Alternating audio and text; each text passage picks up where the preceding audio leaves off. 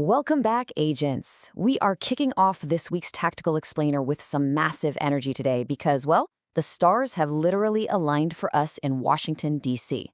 Right now, the Escalation rotation is perfectly synchronized with the Assault Global event.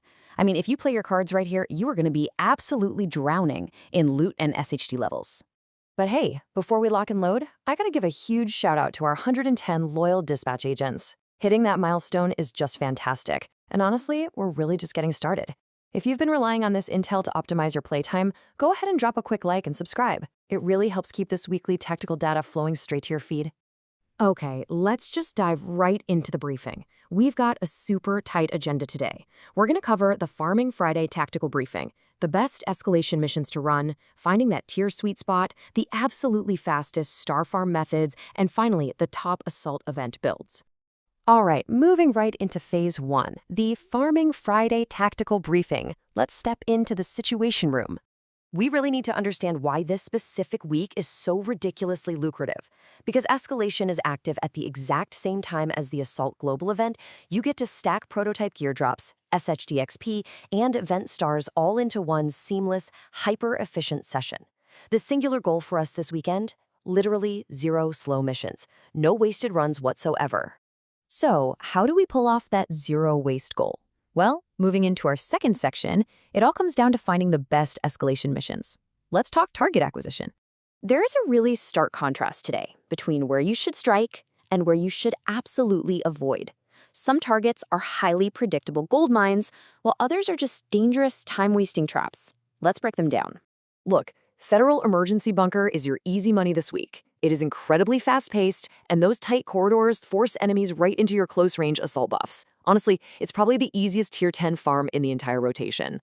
And then you have Grand Washington Hotel. This is the definition of a clean farm. It has super easy routing, highly predictable enemy waves, and you can just blast through it even if your prototype build isn't fully min-maxed yet. Now, Jefferson Trade Center is another absolutely fantastic Tier 10 option because the enemy density is just great. But listen, you gotta pay close attention to this warning. The garage and ISAC console section, that's a total trap.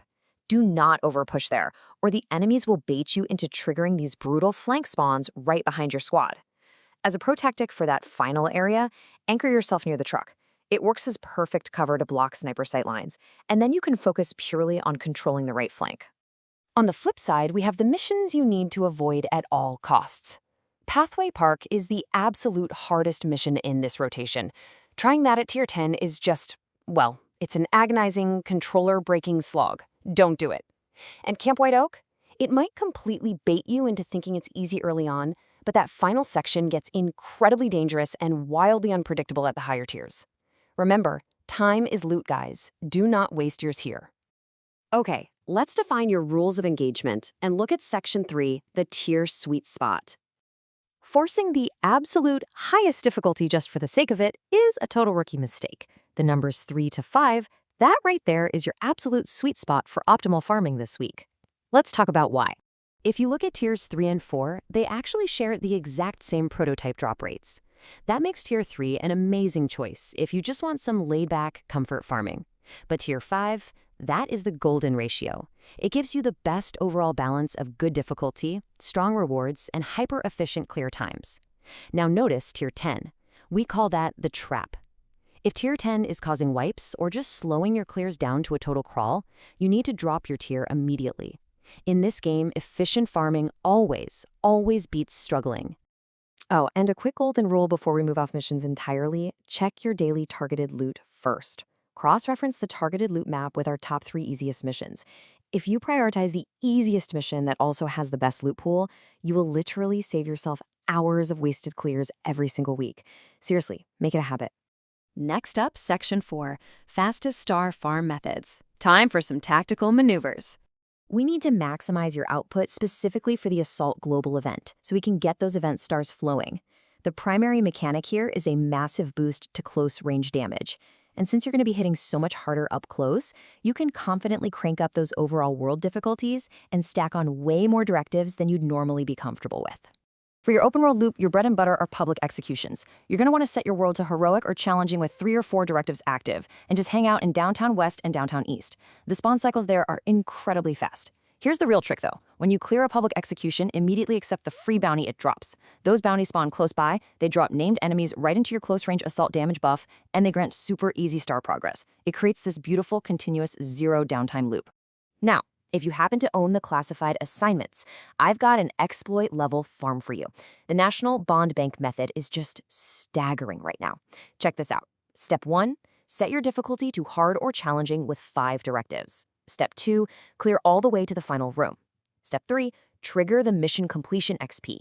And Step 4, reset the event from the menu before you actually exit the area.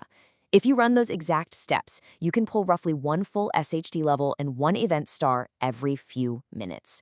No joke, it is absurdly fast. Let's wrap up our intel briefing by looking at Section 5, the top assault event builds, our loadout protocol. We need the specific gear that will make all these tactics really sing. Since the assault event heavily rewards playing up close and personal, SMGs and shotguns are absolutely monstrous right now. Seriously, lean into them. For your open-world public execution loops, a Hunter's Fury build is just unmatched for clearing spawn doors the second they open. But for those longer, sustained escalation mission clears at Tier 5 or Tier 10, you are going to want to swap over to a solid striker setup to maintain consistent damage stacks against those chunkier targets. Or, just bring a high-sustain assault rifle build if you need to play things just a little bit safer. As our tactical guide reminds us today, stack systems together and farm smart, not hard. The true secret to this week is efficiency stacking. You're grabbing escalation drops, adding open world event stars, and chaining it all together with those seamless bounties. It's all about stacking the game's systems to work for you. So, dispatch agents, boot up those loadouts, check that targeted loot map, and get to work. The game's economy is sitting there waiting to be broken this weekend. The only question is, what insane system stacking combinations will you use to do it?